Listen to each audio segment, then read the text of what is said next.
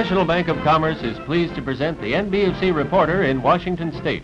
This program was originally produced for television and telecast over KING-TV Seattle. The NBFC Reporter visited with the people of the state, finding out what they do and how they plan for the future. Now here is Charles Herring, the NBFC Reporter in Washington State. Hello, everybody, from Forks, Washington, on the Olympic Peninsula. Our NBFC camera and microphone are set up today on a knoll just outside the city of Forks, small town, 1,600 population, which was practically unknown outside its immediate area until one day last September, when overnight it became an object of nationwide attention. On the 20th of September, the area around Forks was hit by the most devastating fire that had occurred in Washington State in many years. The flames swept down from the northeast. 20 miles from Forks they started and burned all through the day and into the evening. By the next day, the scene was one of utter devastation. In all, 20,000 acres of rich virgin timber had been destroyed. Total damage was estimated at $20 million. This hill just to the north of the city of Forks, down which the flames raced almost to the center of the town, gives mute evidence of the damage wrought by the blaze. Logging is Forks' lifeblood, and when this sort of thing happens all over the community, it's tough on industry, if that happens to be logging.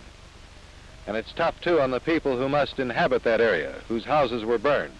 30 or 40 of them were burned in the city of Forks. So now, 6 months later, we're paying a return visit to Forks to find out how the city has recuperated. Have its residents all left town, or are they staying with it? I'm going to stay. Are you going to rebuild, Mr. Markworth? I will this summer, just a minute that we can get all this land cleared and get established with the Red Cross helping me and buying the trailer house. Bad weather this winter and the mills has been down for 3 months. You've been out of work then? We've only had 20 days out of 3 months. So 20 days at work? That's right. Well, things have been pretty tough for you then. It has been. But do you think they're going to get better? They're going to get better if there be no strikes coming on. And fire or no fire, you're here to stay? No fire. I'm staying.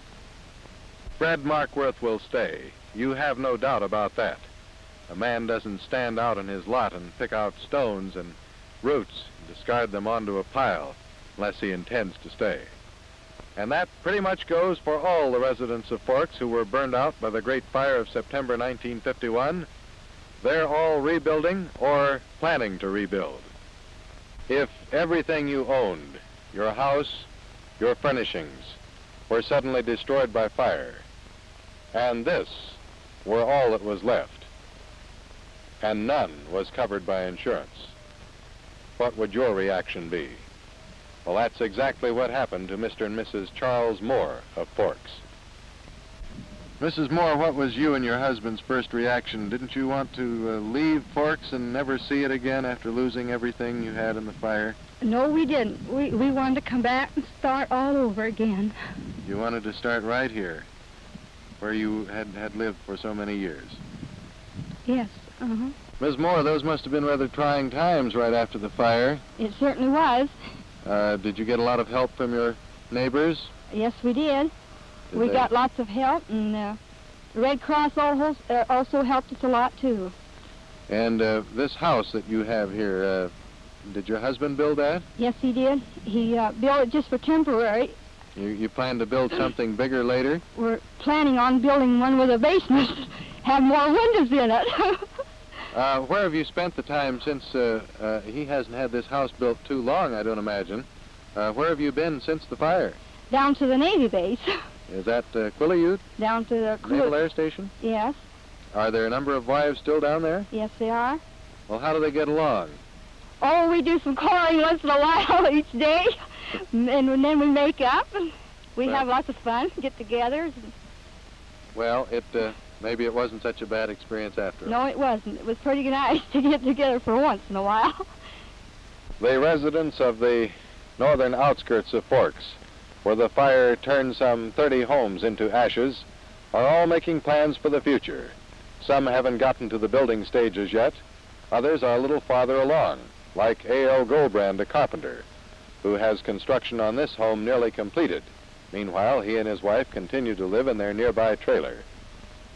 We've decided to not rebuild the mill, and we're going to sell it, property here. Logger's going to take it over, and he's going to build himself a garage and use it as that. I intend to spend this summer in Montana with my brothers and sister and my mother, and probably by doing that I can get a little sleep. If I stay here, I always sort of picture that fire, and I want to get away from that. You had no insurance, did you, sir? No, there was no insurance, and the rate is very high on sawmills. How high is it? It's, we figure at least 10% of what you insure for. 10% of the value of the property? No, 10% of the amount that you would insure for. Per year? Yes.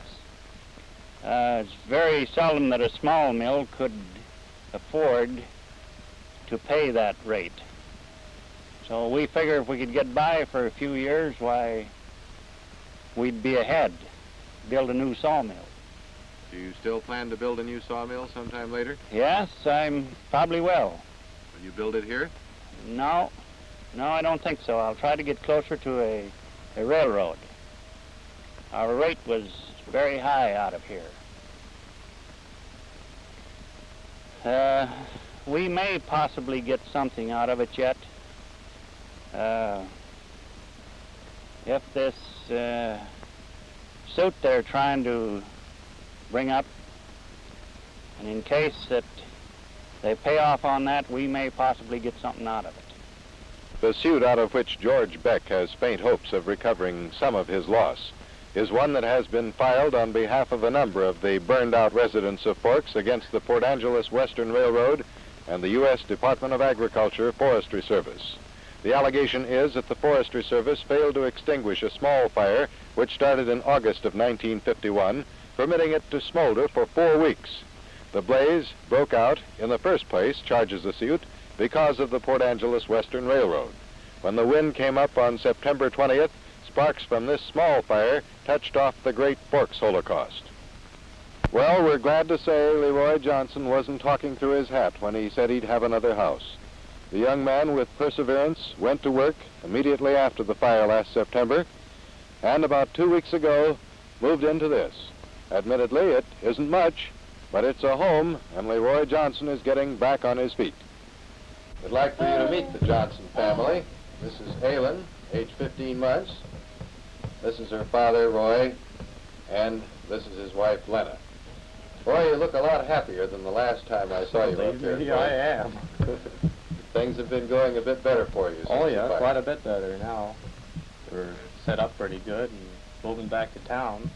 That's the most important thing. Roy, you must have had a good deal of help from various agencies and people about to construct your house here so rapidly. Well, yes, we've had quite a bit of help from the Red Cross and from the Forks itself. This helped us quite a bit to, as far as living essentials is concerned. But the Red Cross has helped us the biggest on the house alone. Mm-hmm. They've helped us for the whole building as far as we've got it right now. Well, you have quite a ways to go yet, but it's coming along nicely, isn't it? Oh, yes, we can't complain on that at all. At least we're home anyway. Well, So- it's nice to be home again. Eh? Oh, isn't it? On almost exactly the same spot. Not quite, but almost where the original house burned down. That's right. Is it pretty nice to be home, Ms. Johnson? Oh, it's wonderful. Did you stay out at the Quileute Naval Station, too, Yes, I did. with some of the other wives Yeah. who had to go out? We all were out there for quite a while. We just started moving in now. Well, I personally think it's wonderful, the enterprising and the pioneering spirit of you and all the rest of the people of Forks who have pitched in very difficult circumstances, and not one has left Forks, as I understand it. Not one person has I left know there Forks. hasn't been. That is a truly remarkable record, and a real tribute to our pioneering spirit. You have just seen the NBFC Reporter in Washington State, originally produced for television. This series of visits in the state of Washington is available for showings before business, civic, or educational groups.